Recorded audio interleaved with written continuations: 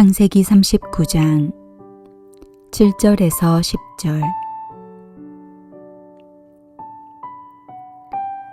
그 후에 그의 주인의 아내가 요셉에게 눈짓하다가 동침하기를 청하니 요셉이 거절하며 자기 주인의 아내에게 이르되 내 주인이 집안의 모든 소유를 간섭하지 아니하고 다 내 손에 위탁하였으니 이 집에는 나보다 큰 이가 없으며 주인이 아무것도 내게 금하지 아니하였어도 금한 것은 당신뿐이니 당신은 그의 아내임이라.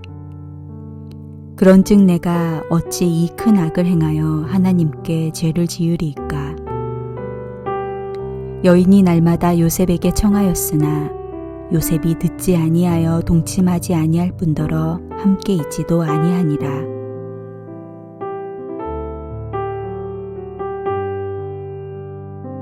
하나님께서 요셉과 함께 하심으로 그는 보디발의 집에서 특별한 존재가 되었습니다. 보디발이 처음부터 요셉을 믿지는 않았을 것입니다. 우리가 이미 나눈 대로 그저 처음에는 단순한 일을 시키는 정도였을 것입니다. 그런데 무슨 일을 시키면 시키는 사람의 마음을 이해하고 일을 처리해 주는 것입니다. 그러자 후에 점차 그를 믿어가면서 더 많은 일을 맡기고 결국 내 마음대로 하라라고 말을 하는 것입니다. 애굽의 경호실장인 보디발은 사람을 예사로 보지 않았습니다. 그가 손해볼지도 모르는데 믿을 만한 사람이 아니면 세우지 않았을 것입니다. 어디 보디발의 집에 하인이 한두 명이었겠습니까? 요셉의 증조부 아브라함도 그 집에 종이 318명 이상 있었는데 말입니다. 하나님을 섬기지 않는 보디발이 보기에 요셉은 믿음직했다는 이야기입니다. 아울러 20대 중반의 젊은 청년이 가정 총무로 세워질 만큼 보디발은 사람을 볼 줄 아는 안목이 있었던 것 같습니다. 종으로서 요셉은 하나님을 모르는 보디발이 보기에도 믿음직한 사람이었습니다. 이제 요셉은 보디발의 식료 외에는 자신의 마음대로 할 수 있는 단계가 되었습니다. 하지만 여전히 그는 노예입니다. 그가 지켜야 할 선이 있었습니다. 이 무렵에 요셉의 나이는 10대를 넘어가서 20대 중반쯤 되었을 것이라고 추측할 수 있습니다. 요셉은 어린 시절부터 용모가 준수했습니다. 그는 매력적인 청년으로 자라기 시작했습니다. 보디발의 아내는 이런 요셉을 보며 매력을 느끼기 시작합니다. 그리고 그것은 육체적인 유혹에까지 이르고 맙니다. 아마도 보디발의 아내도 젊고 아름다웠을 것입니다. 더구나 남편인 보디발이 바로의 경호실장이었으니 권력까지 있었을 것입니다. 그런 그녀가 요셉을 유혹합니다. 이 여인은 하나님을 알지 못하는 이방 여자의 전형적인 모델입니다. 이 세상에서 얼마든지 찾아볼 수 있는 모습입니다. 그녀는 매력적인 요셉을 유혹해서 성적인 관계를 맺기를 원했습니다. 마치 지금 우리가 살고 있는 시대를 보는 듯합니다. 보디발의 아내는 성적 유혹의 상징적인 인물입니다. 보디발의 아내는 자신이 먼저 요셉에게 접근합니다. 바로 이것이 유혹의 형태입니다. 어떻게 보면 우리가 세상에 갔다기보다는 세상이 우리에게 접근하고 있는 것입니다. 우리에게 처음부터 죄를 저지르고자 하는 의도가 있었던 것은 아닌 경우가 많습니다. 하지만 세상은 그런 우리를 그냥 내버려 두지 않고 우는 사자처럼 우리를 찾아 나서게 되는 것입니다. 요셉의 경우를 보시면 요셉은 20대 후반의 젊은이였습니다. 보디발의 아내는 젊고 매력적이었고 영향력 있는 사람이었습니다. 이 여인의 말만 잘 들으면 미래가 보장될 수 있는 그런 상황이었습니다. 반대로 그녀의 요구를 거부한다면 어려운 난관에 부딪힐 수 있는 상황이기도 했습니다. 그리고 요셉이 처한 환경은 이 여인의 요구에 응한다고 해도 아무도 알아차릴 수 없는 그런 상황이었습니다. 이것은 요셉이 형들의 미움보다도 더 크게 겪어야 했던 인생의 시련이었습니다. 요셉의 반응은 한마디로 단호히 거절하는 것이었습니다. 유혹에 틈도 주지 않는 것입니다. 이것이 큰 위기에 처한 우리에게도 통용되는 방법이 될 수 있습니다. 이 보디발의 아내의 유혹에서 요셉이 이길 수 있었던 비결은 그에게 성적인 매력이 없었거나 그녀가 매력적이지 않았기 때문이 아닙니다. 죄를 짓지 않았던 비결은 마음의 결단과 의지 때문이었습니다.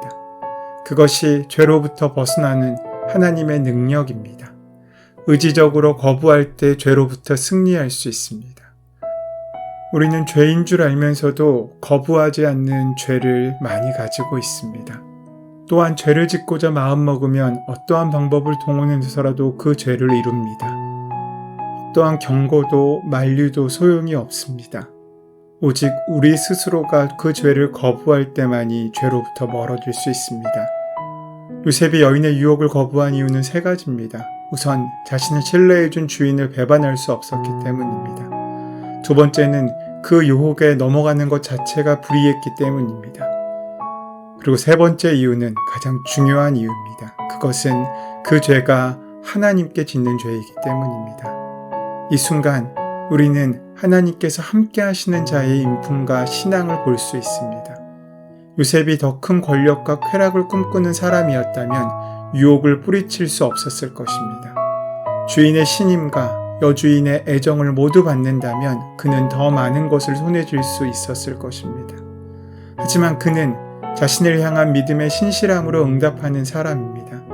자신에게 맡겨진 것과 금지된 것을 구별할 줄 아는 사람입니다. 무엇보다도 사람에게 신실하지 못한 것이 곧 하나님을 거역하는 일이라고 믿는 사람입니다. 그러니 그 여인의 끈질긴 요구도 그를 흔들 수 없었습니다. 용모가 수료한 요셉에게 보디발의 아내가 계속 눈짓하자 요셉은 이렇게 말합니다. 이 집에는 나보다 큰 이가 없으며 주인이 아무것도 내게 금하지 아니하였어도 금한 것은 당신뿐이니 당신은 자기 아내임이라. 그런즉 내가 어찌 이 큰 악을 행하여 하나님께 죄를 짓겠습니까? 보디발은 요셉에게 자신의 아내에 대한 이야기는 정확히 하지 않았을 것입니다. 그러나 요셉은 그 부분까지도 정확히 알고 선을 그었습니다. 그는 이만큼 정확하고 정직한 사람이었습니다. 바로 이 점 때문에 보디발이 요셉에게 모든 것을 마음대로 할 수 있게 맡긴 것이기도 합니다. 보디발의 신뢰를 받기란 쉽지 않았을 것입니다. 누군가를 믿는다는 것이 쉬운 일이 아니기 때문입니다. 누군가에게 믿을 만한 사람이 된다는 것은 참으로 중요합니다. 어지간한 노력을 가지고선 안 될 일입니다. 요셉이 보디발에게 어떻게 하라는 명령을 받았습니다. 그러나 요셉은 스스로 하지 말아야 할 부분까지 정해놓고 그 모든 선을 지키는 사람이었다는 것입니다. 요셉이 어찌하여 큰 악을 행하여 하나님께 죄를 얻겠습니까? 라고 말했는데 그는 하나님을 철저하게 섬기며 주어진 훈련을 받았다는 것입니다. 혈기왕성한 요셉이 유혹을 물리치는 것은 쉽지 않은 일이었을 것입니다. 그러나 보디발이 요셉을 믿었던 것처럼 하나님께서는 그 요셉을 믿었고 요셉은 그 믿음에 온전히 반응하였습니다. 그러하기에 그는 작은 실패로 넘어지는 자가 아니라 작은 실패를 기반으로 오히려 더 크게 일어나는 사람이 될 수 있었다는 것입니다. 요셉은 이런 훈련 과정을 잘 거치며 큰 일을 맡을 만한 자질을 갖추게 된 것입니다. 이 기간 동안 하나님이 요셉과 함께 하셨음은 물론이고 요셉 역시 그 하나님과 함께하기 위하여 애쓰고 노력했던 것 같습니다. 그것은 그의 어린 날 하나님께서 하나님의 꿈을 요셉의 가슴 깊이 새겨 놓으셨기 때문입니다. 우리가 꿈에서 고난을 훈련으로 받아들일 수 있는 그 지혜는 하나님이 주시는 귀한 꿈을 간직하는 데서부터 있습니다. 우리는 세상에서 원하는 것을 얻기 위해서 세상의 방식을 따라야 한다고 생각하기 쉽습니다. 물론 교회에서는 다른 처신이 필요하다고 여깁니다. 그러나 정작 삶 가운데는 그렇게 하지 않습니다. 이런 구분은 우리를 바리새인 같은 이중적인 모습을 갖게 하는 그런 잘못된 믿음의 모습일 수 있습니다. 성경은 교회를 지으신 하나님과 세상을 지으신 하나님이 같은 분이라고 가르칩니다. 세상에서의 신실함과 종교적인 신실함은 구별될 수 없습니다.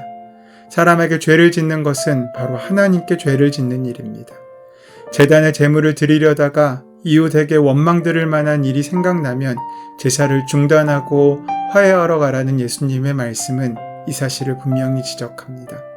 세상이 우리를 하나님께서 함께 하시는 사람으로 평가할 수 있다면 그 이유는 단순히 우리의 인생에 성공이 있기 때문이 아니라 하나님이 기뻐하시는 삶 가운데 우리가 세워졌기 때문일 것입니다.